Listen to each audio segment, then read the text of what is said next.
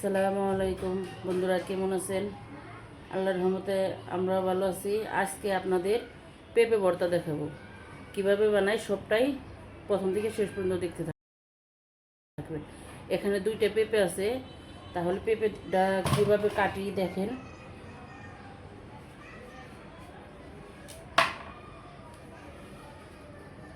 পেঁপেটা এভাবে কেটে নেই।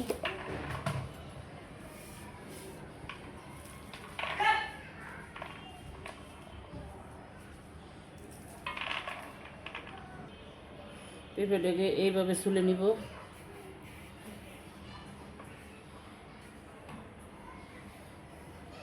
আমি বাসায় যেভাবে বটি দিয়ে কাটি আপনাদের সেইভাবেই দেখাবো।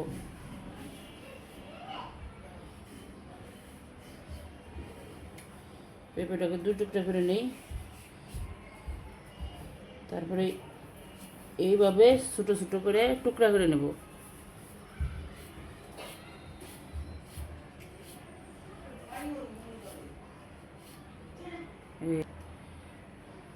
এইভাবে টুকরা করে নিছি। পেঁপেটা কাটা হয়ে গেছে, এখন পেঁপেটাকে সিদ্ধ করে নেব। তাহলে সিদ্ধ করে নেই। চুলায় কড়াই বসিয়ে দিছি, এখন পেঁপেটা দিয়ে দিই। কারণ পেঁপে সিদ্ধ দিয়ে একটু পানি বেশি লাগে, তাই একটু পানি বেশি দিছি। এখন একটু ঢেকে দিই। পেঁয়াজটা ছুলে নিছি, এখন পেঁয়াজটা কুচি কুচি করে কেটে নেই। এইভাবে করে কুচি কুচি করে কেটে নিব। কারণ এই ভর্তায় পেঁয়াজটা একটু বেশি লাগে, পেঁয়াজ বেশি দিলে মজা লাগে ভর্তাটা। এই যেভাবে করে কেটে নিতেছি, সবগুলো পেঁয়াজ এভাবে কেটে নেই। তাহলে পেঁয়াজ কাটা হয়ে গেছে, এখন কাঁচামরিচটা কুচি কুচি করে কেটে নেই। কাঁচামরিচটাও এইবারে একবারে কুচি কুচি করে কাটা লাগবে। এই যেভাবে কাঁচামরিচটাও কেটে নিই।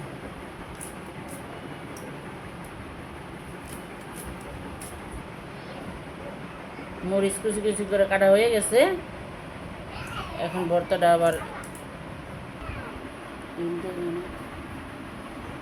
ধনে পাতাটা কুচি কুচি করে কেটে নিছি ভর্তার মধ্যে দেওয়ার জন্যে, স্বাদটা আরও বাড়ানোর জন্য। ঢাকনাটা খুলে দেখি পেঁপে সিদ্ধ হয়েছে কিনা।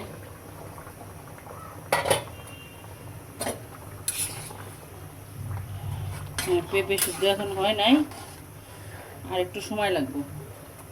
আবার রেখে দিই। পেঁপে সিদ্ধ হয়ে গেছে, এখন এই যে এইভাবে ডাল ঘুটি দিয়ে এখন সবটা পেঁপে ভেঙে দিব। এইভাবে করে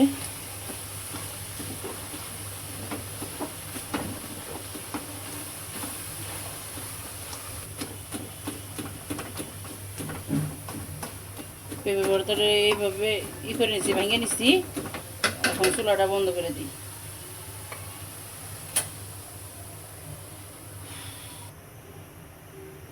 আমি এই ভর্তাটা সরিষার তেল দিয়ে করবো। আপনারা যদি সোয়াবিন তেল দিয়ে আপনারা করতে পারেন, সরিষার তেল দিয়ে করলে কি ভর্তাটা মজা লাগে বেশি।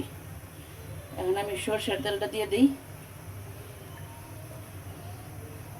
এখন পেঁয়াজ আর মরিচটা দিয়ে দিই।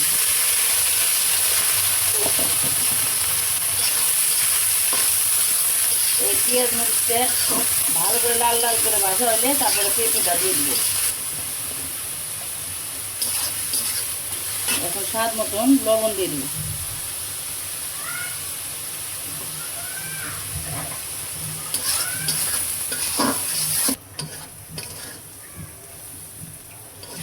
পেঁয়াজ মরিচটা লাল লাল করে ভাজে নিচ্ছি, এখন পেঁপেটা দিয়ে দিব।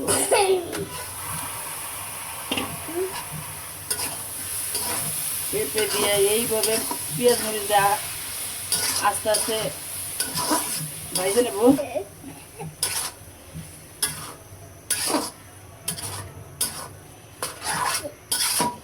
আমাদের বাসায় এই পেঁপে ভর্তাটা এত মজা করে খায়, অনেক মজা হয় পেঁপে ভর্তাটা। এভাবে আপনারা করবেন, কইরে খেয়ে দেখবেন যে কীরকম মজা লাগে।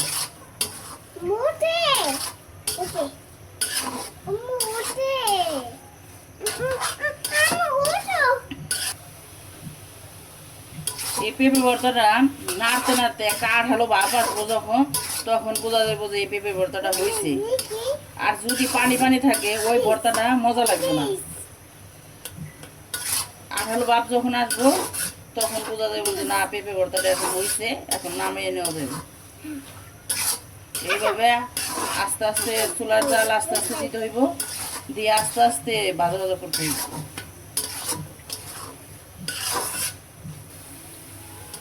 পেঁপে ভর্তা হয়ে গেছে, এখন ধনিয়া পাতা দিয়ে নামিয়ে নেব। ধনিয়া পাতাটা দিলে কি ভর্তার স্বাদটা আরো বাইরে যায়, এর জন্য ধনিয়া পাতাটা দিয়ে দিলাম। ধনিয়া পাতা দিয়ে ভালো করে মিশিয়ে নিই।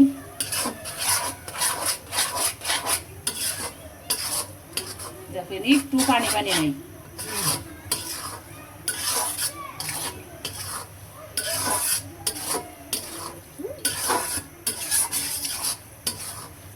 ভর্তাটা হয়ে গেছে, এখন চুলা বন্ধ করে দিই।